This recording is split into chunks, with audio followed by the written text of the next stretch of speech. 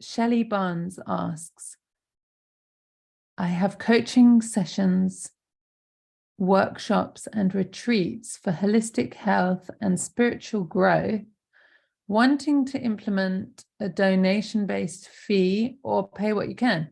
Will this enhance or decrease my higher end clients? Yeah, good question. Well, first of all, I've got an ebook called Pay What You Can, which is all about how to do pay what you can specifically for workshops, retreats, all my best thoughts on that. So if you're anyone watching this is thinking about doing donation-based pay what you can, sliding scale, read that ebook first. That's, over a decade of in the field experience with this. Will it decrease no, I don't think so. No, I mean, but it will let in some people who probably will never be able to afford that. But they're just not going to be a fit anyways. That's fine, but it's not going to keep people out. Nobody, I don't think anyone's going to look and say, oh, it's by donation and therefore I won't come. That hasn't been my experience, that somebody said, oh, it's pay what you can, and so therefore I'm not interested, or that the rich people, the people with the money to spend, secretly just don't come to pay what you can things. That hasn't been my experience.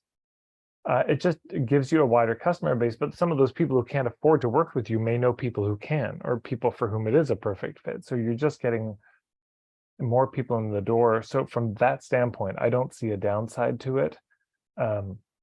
I've heard people say, oh, but this devalues it. The people will look at it and I just disagree. I just don't agree. I think that really comes down to how it's framed. So for example, when I do a weekend workshop, I'd say you can either pay full price of $1,800, you can do a for pay at $450, or you can do $100 deposit and pay what you can.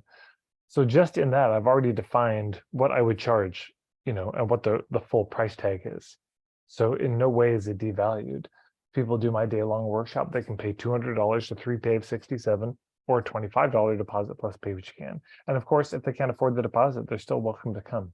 I'm not going to turn somebody away, but I'm still clear on what I would charge for it. So if you do something like that, then I think people just read it as, oh, they're being accessible. And if somebody, I don't know, if they're going to, take that as it's not worthwhile, they just need to spend money on expensive things, I don't know if you want them as a client, because they're probably going to be very high maintenance indeed.